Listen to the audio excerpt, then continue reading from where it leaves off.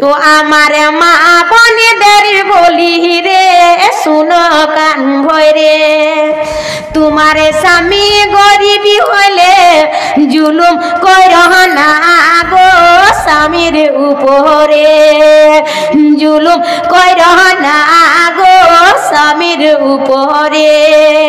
পৃথিবীতে অনেক রকমের রয়েছে নারী, এক নারী স্বামীর প্রতি মুখ করেছে ভারী। স্বামী বলে বিবি তোমার মুখটা কেন ভারী, বিবি বলে আজকে আমি যাব মায়ের বাড়ি। বিয়ের পরে খাওয়া পড়া, বিয়ের পরে খাওয়া পড়া ঠিক মতো নাই মরে রে, থাকবো না তোরি ঘরে রে, খাবো না তোরি ভাত। স্বামী বলে বিবি তুমি চলে যেও না গো, এবার থেকে খাটবো বেশি অভাব হবে না। স্বামী বলে বিবি তুমি চলে যেও না গো, এবার থেকে খাটবো বেশি অভাব হবে না।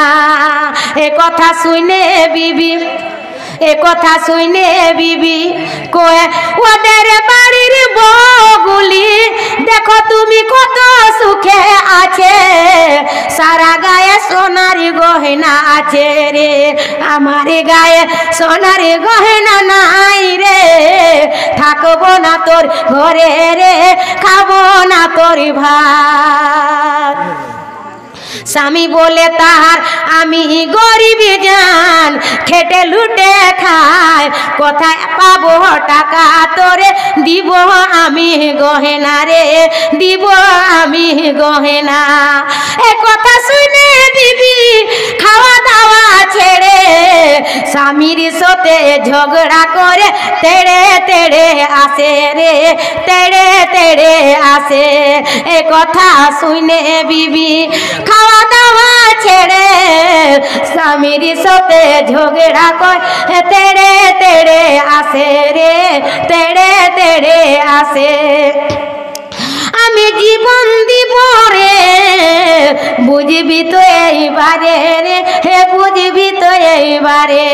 আল্লাহর হুকুম হলো কিছুদিনের পরে তাহার বিবিটা কিন্তু মারা পড়ে গেল।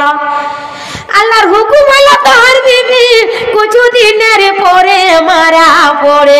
সে বিবিকে তাহারে স্বামী গোসল করে কাফন দাফন দিল রে, কাফন দাফন দিল। সে বিবির কবরেতে আযাবের ফেরেশতা আসিয়ে সে বিবিকে জিজ্ঞাসাবাদ করে রে, জিজ্ঞাসাবাদ করে। বিবিকে তখন আগুনের গহনা পরিয়ে দেয় রে, বিবি তখন আঝরার কাঁদে রে, আঝরা ধরে কাঁদে।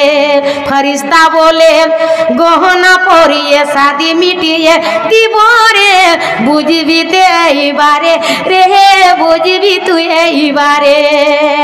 ও গো নারী শুনো কান দিয়ে, স্বামী হলো তোমার স্বামীর সুখে সুখ স্ত্রী, স্বামীর দুঃখে দুঃখী হে, স্বামী হলো তোমার জীবন সাথী গো, স্বামীর সাথে ঝগড়া করো না। স্ত্রী হলো তোমার জীবন সাথী গো, তোমার কন্যার সাথে ঝগড়া করো না। ও আমার মা বোনদের বলি রে শুনো কান ভরে,